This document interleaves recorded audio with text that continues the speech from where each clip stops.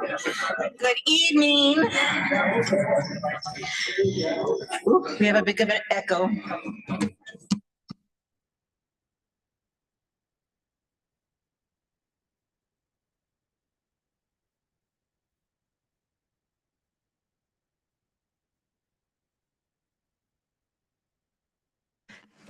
Give it a shot again. Yeah. All right. Thank you, everyone. Good evening. Thank you so much for being here. This is beautiful. It is 5:32 p.m. on Tuesday, January 6th. Good evening. Thank you so much. It is 5:32 p.m. on Tuesday, January 6th. There you go. 2026. I think that's right. So I now call to order the City of College Place City Council workshop. Madam Clerk, will you please take roll call? Council Member Cleveland. Present. Council Member Peterson. Present. Council Member Sherman. Present. Council Member Boyer. Boyle. Present. I'm sorry. Mayor Norma. Present. All right, we are all here. Everyone, please join me in welcoming Carolyn home. This is her first city council meeting as our new city clerk.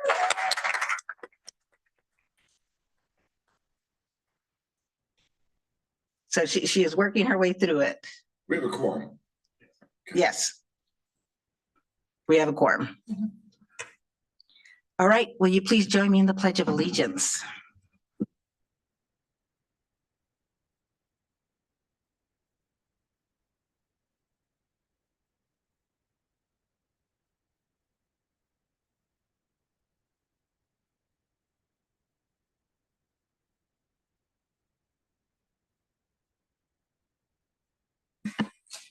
All right, it's now time for public comment.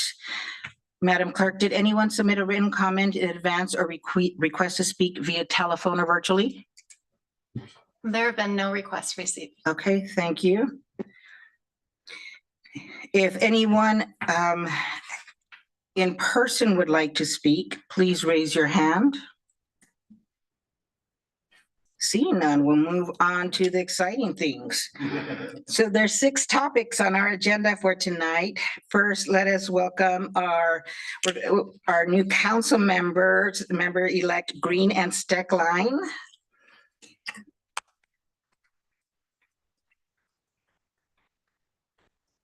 And to make it official, City Clerk Home will now give the new council members and the mayor their oath of office.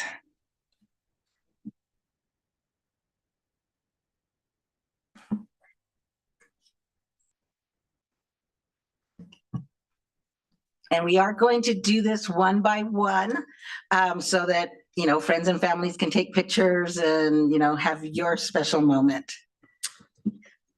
Do you want to come first, Norma? Okay.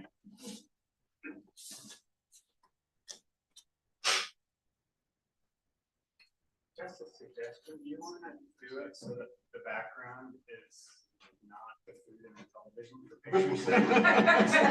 Are we worried about this way? Microphone? Okay. I think it'll pick up. You think? So, Okay. You raise your right hand.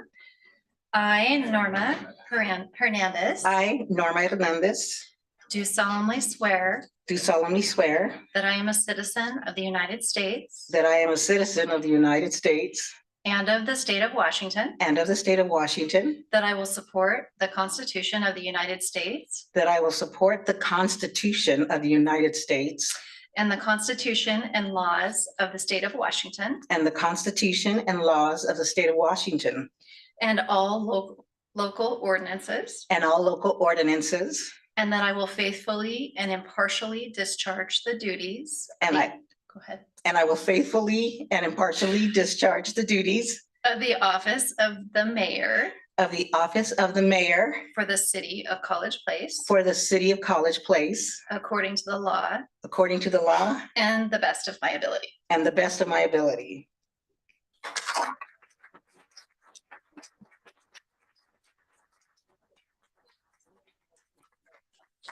You can scoot back so I can take a picture where this isn't in the middle of it. If Okay. anybody else wants to.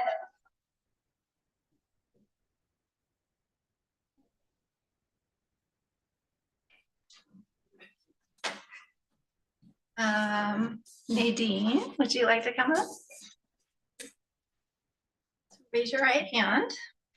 I, Nadine Steckling, I, Nadine Steckline, do solemnly swear do solemnly swear that I am a citizen of the United States that I am a citizen of the United States and of the state of Washington, and of the state of Washington, that I will support the Constitution of the United States that I will support the Constitution of the United States and the Constitution and laws of the state of Washington and the Constitution and laws of the state of Washington and all local ordinances, and all local ordinances, and that I will faithfully and that I will faithfully and impartially discharge the duties and impartially discharge the duties of the office of the city councillor of the office of the city councillor for the city of College Place, for the city of College Place, according to the law and the best of my ability. according to the law and the best of my ability.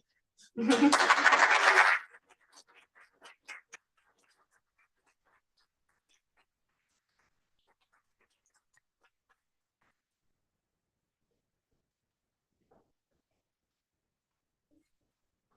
you want to get I will, like, Sean's in Thank you. Thank you. And Jordan Green. Nadine. Councilwoman Steckline, would you like to take your seat?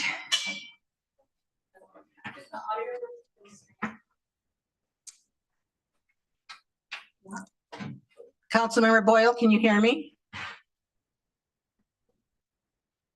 Yep, okay. Yes, I can. Thank you.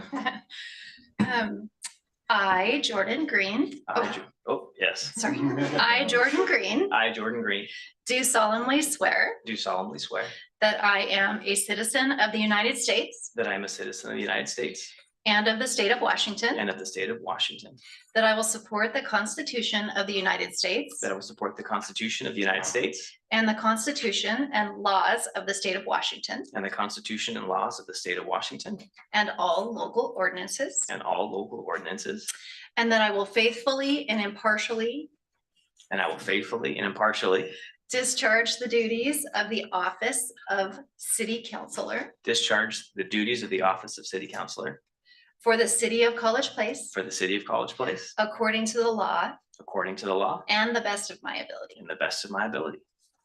Yay. Thank you.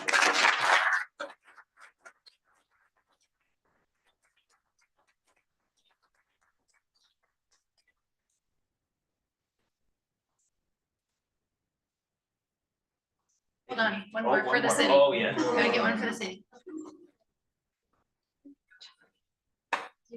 Yes, thank you.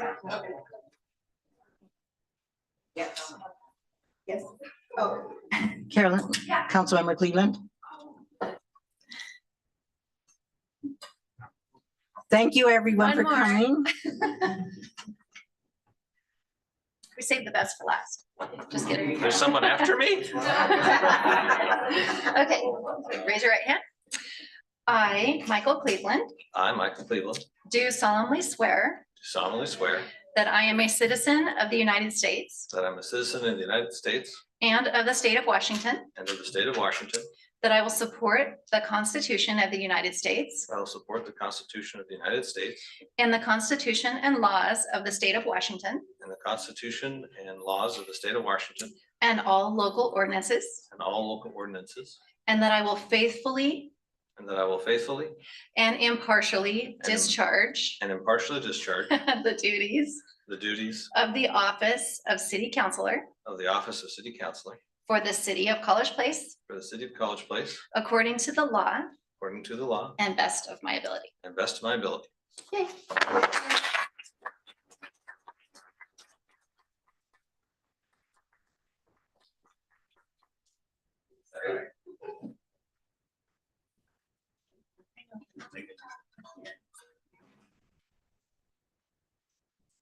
All right, very exciting. 4 swearing ins. How about that? I think that's got to be a record here. Thank you, everyone. You have a good evening. I am I am going to, if it's okay, I'm just going to switch up the agenda real quick.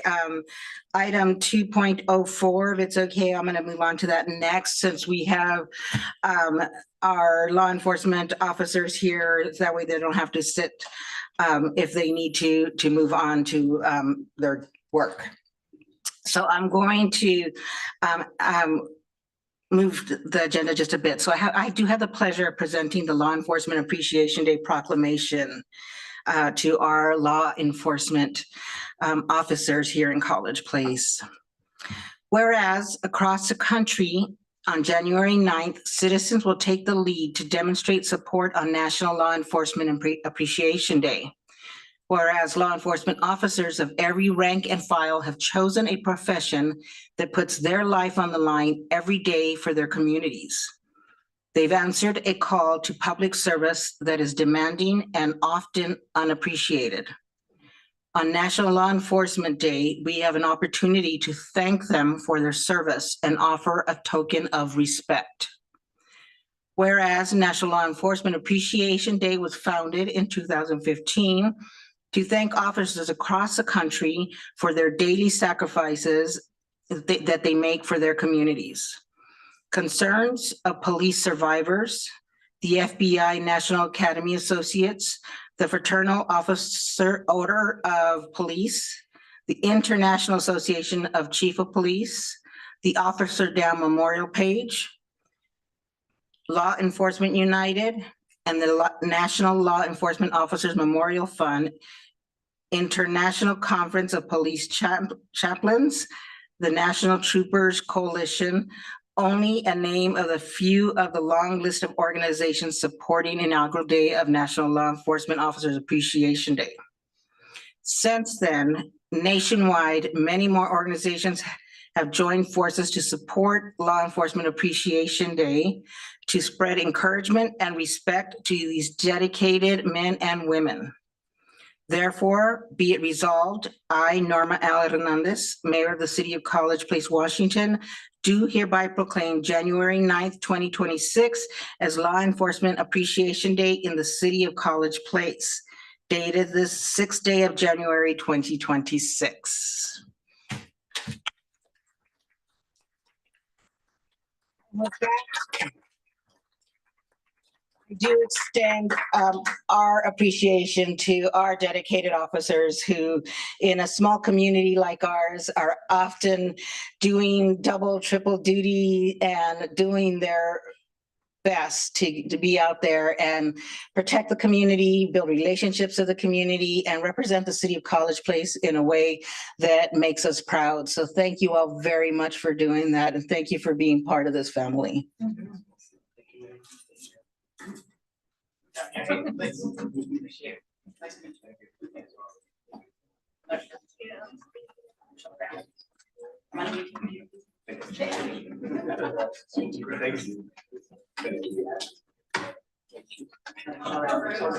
Appreciate everything.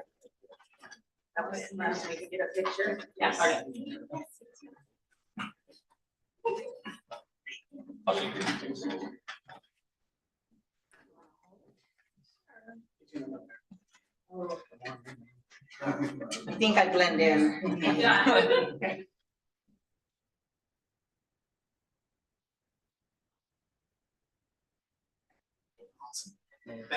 Thank you.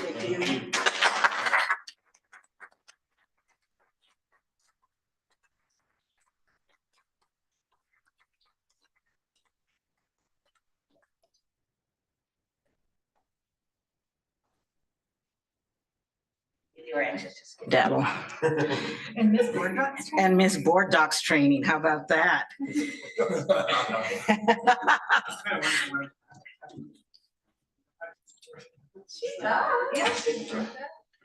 All right, because of our newly elected council members, we are doing some just housekeeping, I guess. So we're going to do a bit of Board Docs training and council technology. And Madam Clerk Holm will be conducting that on her first city council meeting. All right. So, thank you for having me. This, in the agenda packet, you will see this flyer that is attached, which outlines the way to get to board docs, but I'll do it for you really quick. You would want to go to cpwa.us.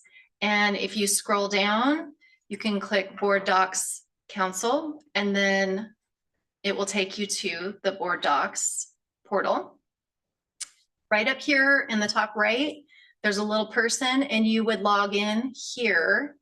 And once you log in, it gives you access to all of the different committees. Up here on the top right, you can do the drop down and choose what committees you're a part of that you want to go to. But that's really it. If you have any questions, I'm here for you. I can help you.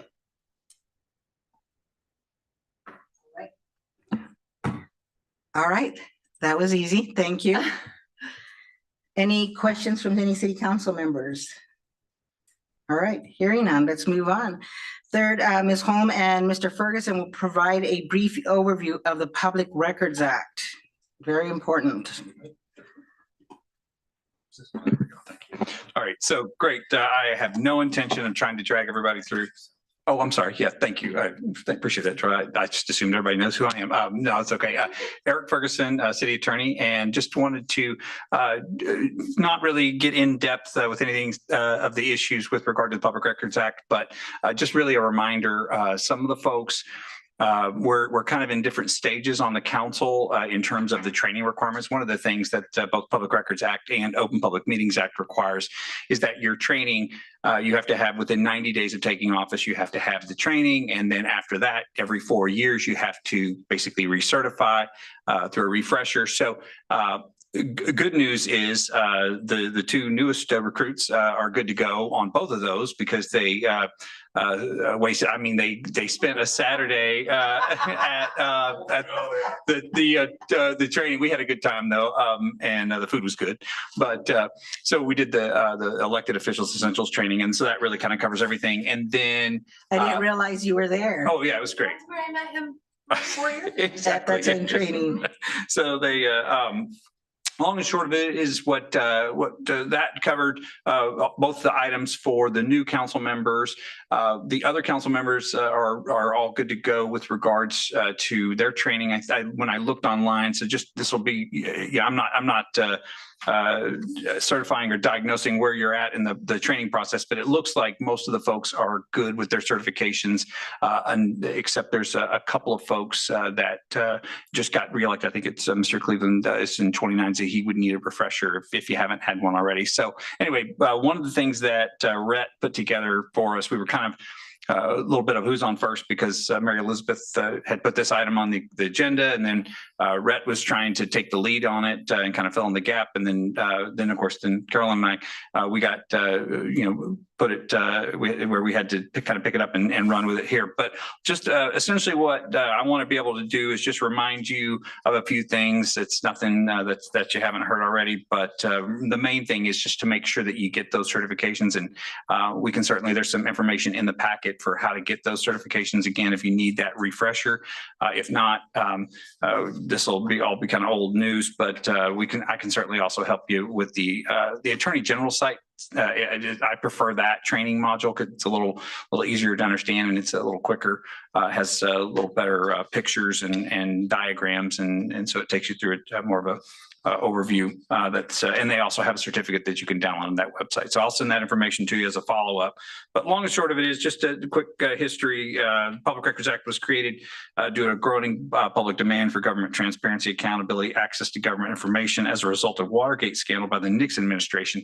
That's a little bit of a misnomer. This is just if anybody is interested in any of these kind of things, like I am political science wise, it's really kind of fascinating. It was actually the beginning of the Public Records Act wasn't because of Watergate. It was actually because of in June of 1971, the Pentagon Papers had been released, and that was where it had been discovered that LBJ and the previous administration and had all these records at the Pentagon that were basically saying that we knew.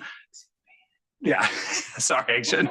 Yeah, I'm showing my colors here. But long and short of it is, yeah, it was really interesting how that kind of started the process. Obviously, Watergate really kind of took it to a whole new level. And now in Washington, and one of the things I think Rhett put in the PowerPoint here is Washington has some of the strongest public records laws in the nation.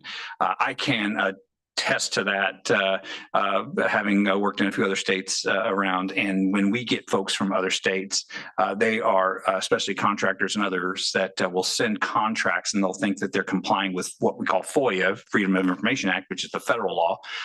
It's not anywhere near what the requirements are going to be for Public Records Act in Washington. And just as a quick aside too, there are this is one of the most highly litigated areas of law in Washington state. On an average, there's about 30 reported cases. And I know that doesn't sound like a big deal to you guys, but from where I sit, that a reported case is basically a case where it goes up through the appellate process, and it's of a novel. It's a novel decision in such a way that it actually needs to be reported and published. So it's not just a decision on an appeal; it's actually a publishable decision. So that's a big deal. So there's between 20 and 30 cases a year that get published with related to Public Records Act. So it's highly litigated. There's a lot of folks that really take a lot of interest.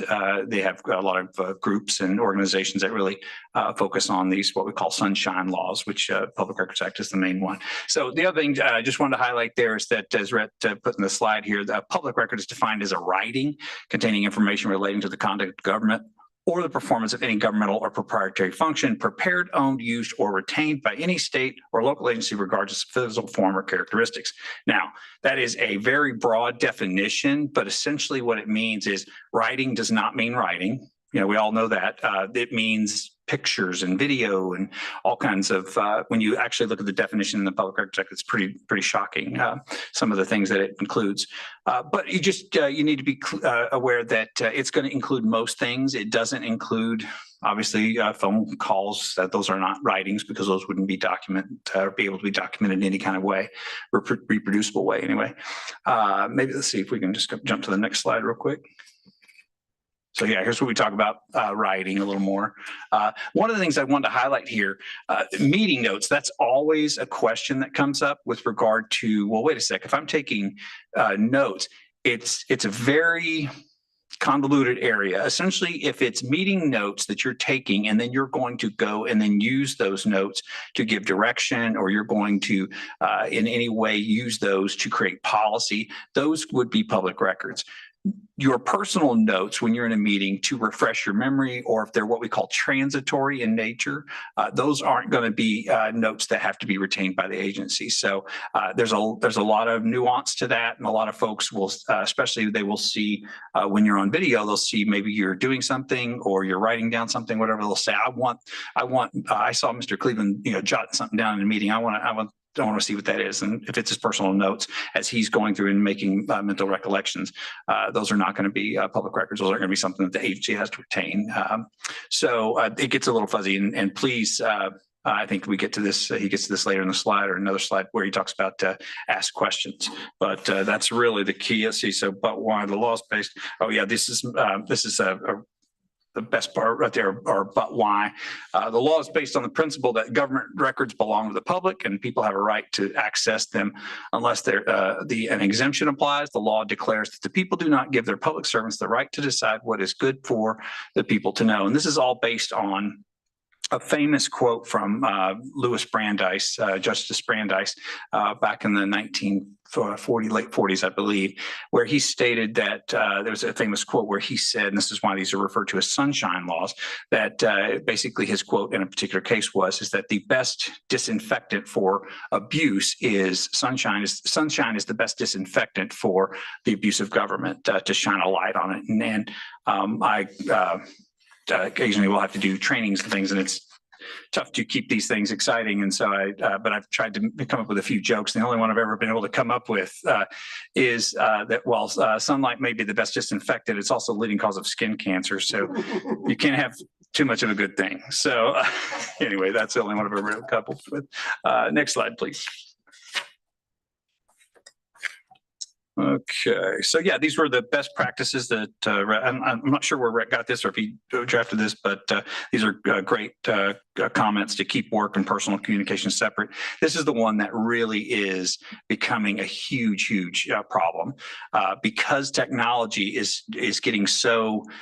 We're getting so connected, it's getting very difficult to constantly distinguish between personal and professional accounts, your city account versus your personal email, those types of things. And as the others that went through the recent training got a lot of stories and different scenarios to go through those processes, it really seems to be one of the things that is coming up the most, especially from members of the public who are requesting records.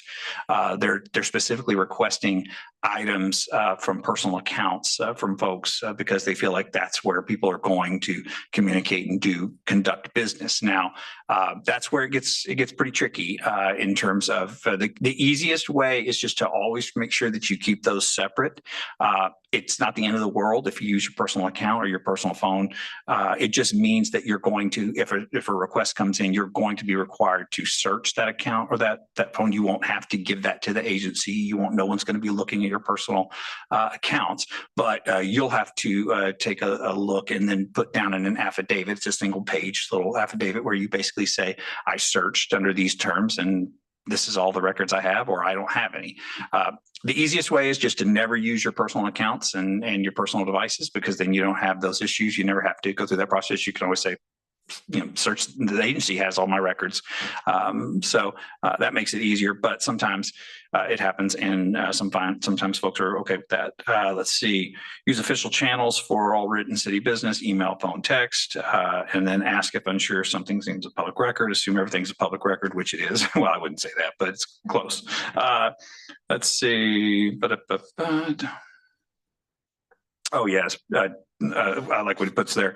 Preserve records you create or receive as part of your job. But then that second bullet point, don't delete work-related messages or documents unless you're following an approved records retention schedule. That is very critical because destruction of public records could be a big deal. So that's not a Public Records Act thing necessarily, but it's also there's a Washington retention law that also is a big deal. And so that can be something that can not to try to scare you or anything, but that can, if done intentionally, that can lead to criminal charges. So you definitely don't want to do that. I wonder if maybe on a day we can have Mr. Anthis explain to us how the retention of our emails are done. Yeah. I mean, generally speaking, we archive all of our emails. But immediately or?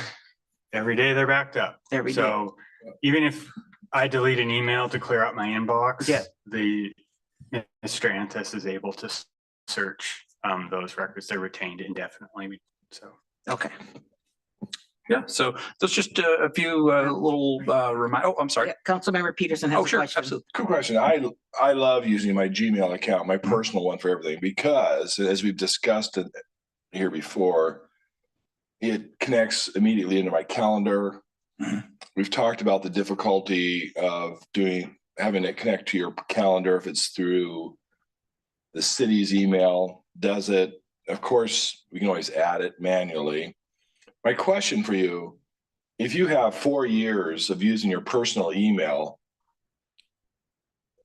mixed up with the city communications, there is no magical date necessarily where you decide from this point on, I'm not going to use it. I'm only going to use the city's email. At that point, I would assume that everyone would still want to know what your history is. That's correct. So Yes. there really is no point then in changing over to city email if everything is discoverable for the last 10 years. Well, yes and no. So essentially what would happen is because the retention schedule is going to differ depending on what the record was, which also makes it very confusing. It'd be easy if we could just say that all city records require 6 years of retention. Unfortunately, it's not that simple. There's 3 years for some, 6 for others, indefinitely for others, right? So the key will be to make sure that getting those records, if you wanted to switch over, the way I think the best way to do that would be to get those records that you do your search and get those to the agency. So those could be retained, that you wouldn't be responsible, because when you become a custodian of public records, you're going to be bound by those same laws. So I would recommend it, because then you're able to then from that point forward, you know that you're able to you're no longer going to be responsible for retention or have to do any kind of searching. So that would be the benefit. But yes, anything that you would have could be potentially accessed. So if you're creating public records outside of that, but it's this is you're making my case for what I say all the time. Nobody listens to me, but I say it all the time. This is the problem with technology. Moves at light speed. The law moves at glacial speed. And, so the law says that you're supposed to do these different things. There's ways now that you can't even describe how certain things, when you say with certain metadata, when you think, okay, well, I've sent that message so now it's being retained, but there was other information because of the way that the device was being used, that the person thinks that they've given all that information, but it turns out a lot of the metadata and some of the other background information that somebody may want and have access to will get. And then add to that, you have lawyers or judges who are formerly lawyers trying to interpret technology, which is that doesn't usually end well either, because that they have to really wrap their head around that. So anyway, yeah, it's just it's a suboptimal situation, but yeah, definitely I would recommend it sooner the better, because then anyway, yeah. So just the main thing, I guess the main takeaway, I think that Rhett wanted to make sure that everybody knew, is we just need to get those. So any folks that don't have those certifications within the last 4 years with their certificates, we need to get through those training modules. He put a link to some of them in this, but I also have another link through the Attorney General's office I'd be happy to share with you. But yeah, just need to basically get those done, and then I think we'll be in good shape. But I think everybody's in pretty good shape anyway, but there's just a few folks that I think need just refreshers. I think we can always use refreshers. It's so easy to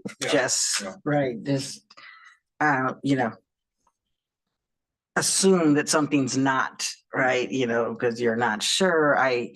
One thing I learned was I have a Facebook page that's not associated with the city, but as the mayor, that I created as a way to communicate with my constituents, and assumed it was my own page because I created it, was right. And I learned recently, well, not that recently, but that it's not right. That because I have the name of the mayor, so I had to connect a program that we have that makes records of all my social media as mayor.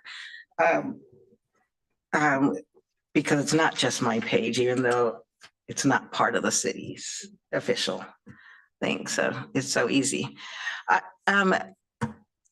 Ms. Holm, I have a question on board docs. Did we provide the new council members with their login and passwords for the non-public site of board docs? I do believe that the Did they previous receive them? clerk did Okay. provide that. Okay, so they did receive them. And you understand that the login one sometimes has documents that the public one does not have. Okay. All right, just wanted to make sure. All right, do we have council members, any questions for City Attorney Ferguson on public records, Open Public Meeting Act? No. All right. Mr. Ferguson, thank you so much. We really appreciate that. And again, it's always important to remind us, because I know for me, it's so easy to forget what is considered. The only thing the final takeaway I would say, Mayor, is please do not hesitate to reach out and ask any questions you may have. Just email. Everyone should have our email, and we can definitely get those answers to you as soon as you need them, because oftentimes they're very quick turnaround. You know, you're getting right before a meeting, you're getting somebody emailing you and asking for something, and may have a question about, open public meetings or public records. So please feel free to utilize us as soon as you need to. So we're happy to help. And one caveat to that, when you email, do not email the entire city council. And do not reply if you get an email like that, because it's considered a public meeting, believe it or not. And we did give notice. And so the discussions are not had in public. So we can't have email conversations with the whole council that way. I learned that on my third week as city council member the hard way. Councilmember Peterson. So through this discussion, I'm assuming that you will let us know if we are tardy as far as getting this done. We made some comments here that, yeah, everyone looks good, I think, and whatnot, but Who has record of our training? That's going to be something that me and Ms. Holm are going to try to figure out and figure out where everybody's at. I'm But that's sure typically we're great, but you guys will be contacting us to tell us that you're not great or you are great, or okay. generally the city clerk keeps track of all your certificates and for Fabulous. everybody. But obviously she just got here too, so Thank you. We'll get that squared away. All right, any other questions or comments? Just making sure Councilmember Boyle doesn't have her hands up. Okay. Well, but we are on our last item already. So Ms. Holm, who was not part of it, is going to go over our most recent city event, which was Winterfest. I don't know how much you've been. So I Printed on it. see by looking at the agenda that they've added, it had great attendance, and they've attached some pictures, which are pretty cool if you have the time to open them up and take a look at it. I'm not sure if how many times we've done this in the past, but I know when I was here previously, we used to do this and it was well attended as well. It's always been very successful. So, Yeah, live music really adds to the feeling of Christmas. So it was very nice having the live music and the face painting. And, hopefully we can bring in some more vendors. The goal is to have a place where people can do their Christmas shopping. You support small businesses, get unique gifts, and support our local entrepreneurs here in College Place as that part. it looks like also as part of that, they did a gingerbread houses Yes. competition. They announced it on a billboard on Highway 11. Santa was there, The and there was a Grinch. Grinch. I didn't know who was playing the Grinch until I just read. I that. didn't know either. I thought it was going to be one of our firefighters or EMTs. That's what I had last heard, but I guess they couldn't finagle Chief Winter into the suit. Maybe next year. It's a great costume. Yeah. So I'm sure it was lots of fun for the kids. Mayor, there were a couple of changes that we made. The staging, we moved that over to the west side of College Avenue. And that was primarily because we did have some construction on the other side of College, on the east side. And also Andy's Market had been dealing with the past couple of years with people that were attending the parade parking in their parking lot and causing problems for filling the parking lot up so their customers couldn't use the parking lot. So we moved the staging route north 1 block, and that kept 10th Street open and moved it away from Andy's Market a little bit more. And I did talk with Andy's Market after the fact, and we also did some signage saying no event parking that we provided for them. And that helped out a lot, and they were very grateful for the changes so that they were able to have their customers get to the store. So, Great thinking and great working with our community members and our businesses here. And, you know, Yeah. I think it helps alleviate a lot of the stress for them. sure. We had one little scare. If you recall, there was a airplane on College Avenue that the university they lit up. It was the wings folded up on it, and it was kind of a last edition. And we gave them permission to do that, thinking we had plenty of clearance for the wingspan. We forgot about the new mid-block crossing at the post office where we have the lights. And so the parade had stalled, if you recall. It stopped for a few minutes. And so Troy was on the phone, Chief Tamaris was on the phone or on the radio with one of the guys that was staged up there near Fourth. And I think it was Ron Nordman. And he was like, "What's going on, Ron?" And he's like, "I don't know. I think we might have had an accident." And so Troy runs up College Avenue. Literally. And then finds out they're just folding up the wings. And Perfect. so we're keeping the law enforcement on their toes. The plane had an accident. Right? Only in That's in the headline. Yeah. No Right. damage to any of our infrastructure, thank goodness. But No one that's a cool hurt. plane. Yeah. I think there's a picture of it. Mhm. Oh, yeah, I saw. Oh, yeah. It's beautiful. They bought 2 new planes. I hadn't even thought about it when it passed me by that it's gonna have problems navigating there. All right. Well, any other discussions, comments? Yes, I sir. like this meeting length. Let's keep it up. Councilmember Peterson has a question or comment. Others, fine, go ahead.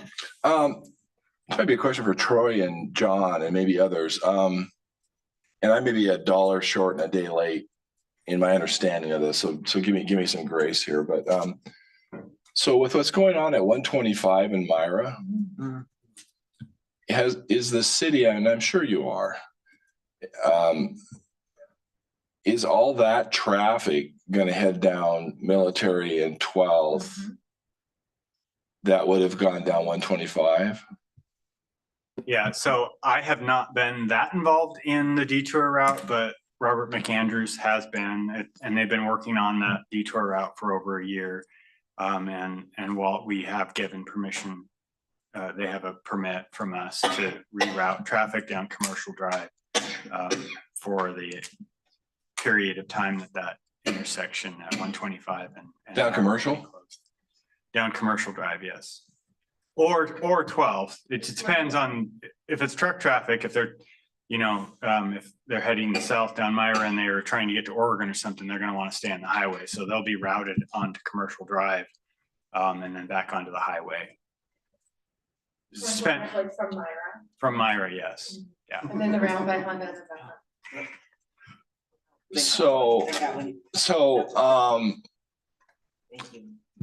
John, and you can tell me why I'm wrong with what I'm about to say, but our 4-way stop, I will go to my grave wanting a roundabout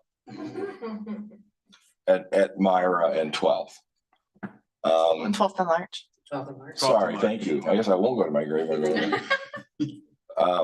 Yes, 12th of March, thank you. But is there thoughts of changing one of those to a yield only? And what I'm not, look, I'm just throwing it out there. In other words, if you're coming in from Walla Walla down 12th, and they're all going to be heading to Walmart or something, right?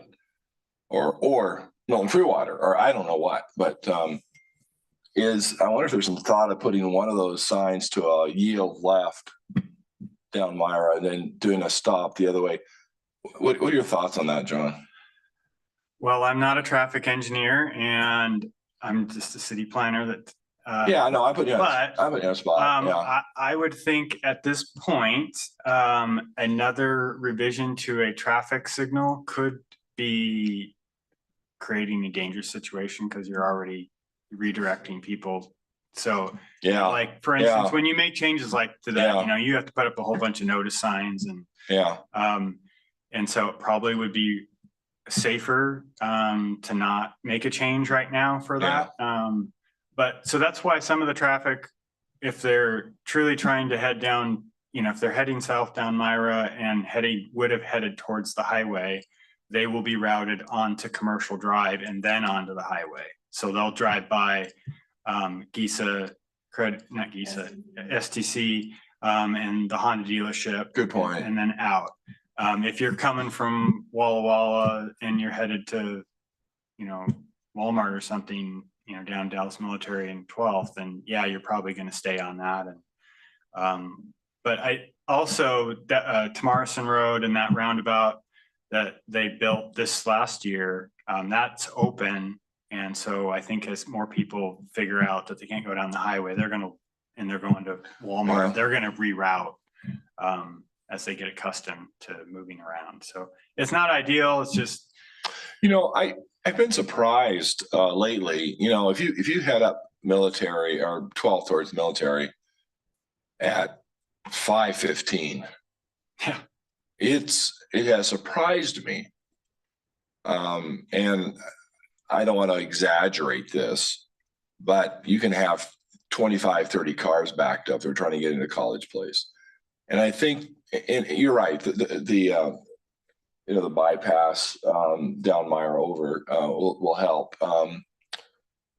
It's just, I don't want to impede business coming to Walmart because they're trying to fight through that four-way stop, and people will figure it out. You know, it is not forever, but actually it is forever. What is it, for 4 months, 5 months?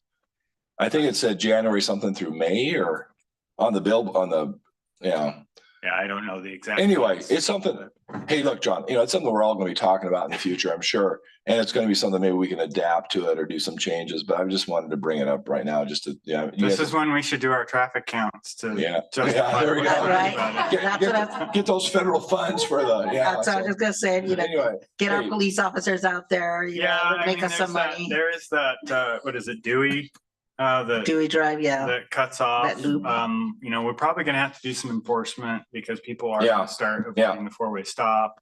You know, Yep. we'll cross that bridge when we get to it, but yeah. Okay, I just wanted to bring it up. Thanks, John Yep. and Troy. Well, I was gonna say that it hasn't felt as heavy on 12th as I thought it was going to, but it's because they're down there until I was on my way here tonight.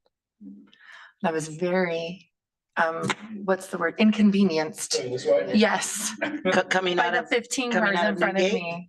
Yeah, so coming west onto, well, getting on to 12th was fine, but then it was like all backed up. oh. I made it. I was inconvenienced. So John, we've talked about a roundabout there, right?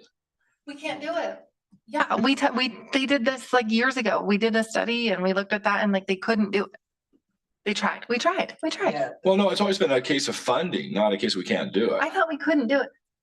Didn't they say that we couldn't put that there, or like it wasn't the right solution for that? 12th and Myra? intersection? I think No, 12th and 12th and Larch. Larch. I think 12th and Larch, I think we still have it in our own. Is it our capital coming facility eventually? plan to do a roundabout. Yeah. Well, then you'll still get it. It's complicated. There's a driveway that pops right out Yeah. onto it Yeah. and It's, you know, they'll it's be right where definitely acquisition. on the back burner. Well, and there's things, there's roundabouts and there's roundabouts. Some of them are like, you know, they're like UFO landing sites. And there's other ones that are much smaller and people don't like those, but you can do them cheaper and easier too. And I'm trying to figure out why we can't just wing that. Wasn't it because we needed a solution like right now and the four-way stop was like, isn't that well, what it yeah, was? the four-way stop It's is cheap. an interim, you know, it's a Band-Aid. And the, yes, One of the things that myself and the department directors are working on is a work plan for work sessions. I think this would be a great work session with our transportation people here and present and contributing. So we'll add it to the list and share the list with everybody, starting with the mayor. and I think there's something about plumbing on that road too. Sewer things, not plumbing, but sewer. underground sewer infrastructure issues. It's a two-level roundabout. Ooh, where you have to like What could zipper, possibly go wrong? do a zipper merge to go in a different. Okay, let's just get an overpass. All Yeah, right. that sounds cheap. I think we should just have Lauren direct traffic out there. Would he have to wait I'm 4 years to get retired, paid for that because we so, can't increase his Didn't you say pay? you were looking for some. Until he's Looking for reelected. something to do. To get some white gloves and, A volunteer opportunity. oh, I love this. Oh, boy. Ask and you shall receive. All right. Is there any other business for good of the order? No. Yeah. I would just like to take a minute. They're no longer here with the exception, I think, of David. But you saw Police Chief Troy here tonight. You saw Brian, our Finance Director, here tonight. Our Fire Chief, David Winters, is here tonight. Our City Attorney, John Rickard, our Chief Clerk, and our HR Director are all here tonight. The department heads made a conscientious decision that they all wanted to be here to welcome the 2 new council members and say congratulations to the mayor and Councilmember Cleveland. So they're not here anymore, but I want to acknowledge their efforts tonight. Oh, that was nice. I saw them here and Thank you. that was very nice of them.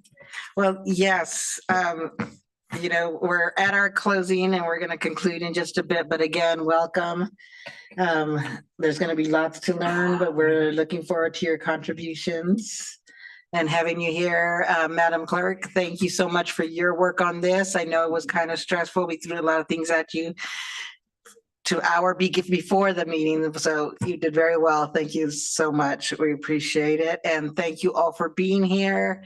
Mr. Ferguson, thank you. Drive home safely. So if there's nothing else, I just wanted to say, I'm sorry, my calendar just told me that tomorrow is College Place's 80th birthday. is it really? Yeah, January 7, 1946. I thought we became a city in April, like April 24th. Well, no, I have it in We'll here. have to look at that. And then it says some sources cite January 19, but the Walla County Board of Commissioners formally declared College Place an independently functioning municipality. You don't think so? No comment.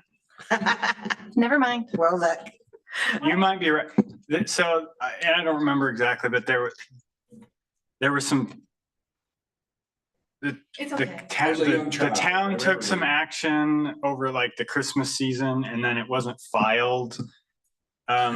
So like the actual founding date there's discrepancies between when the actual city, Can you tell me when it is so I can update my calendar? not off the top of my head, Well, at some point, maybe. maybe. All right. The community development director didn't follow the papers. correct? I did not, Why didn't you do yeah. that, John? Yeah, County just forgot to do it. 80 years ago? Yeah, just like yesterday. It does. That's when John started. John and David went to. My dad was born 80 years ago they were just babies. in October. Wow, okay. I'm trying to see what Councilmember, I'm sure you're correct. Wikipedia Probably not. said, but I can't find it. No big deal. All right, well, if there's no further action for good of the order, I do conclude the workshop at 6:24 PM. Sorry, I want to make sure I'm looking at the right time.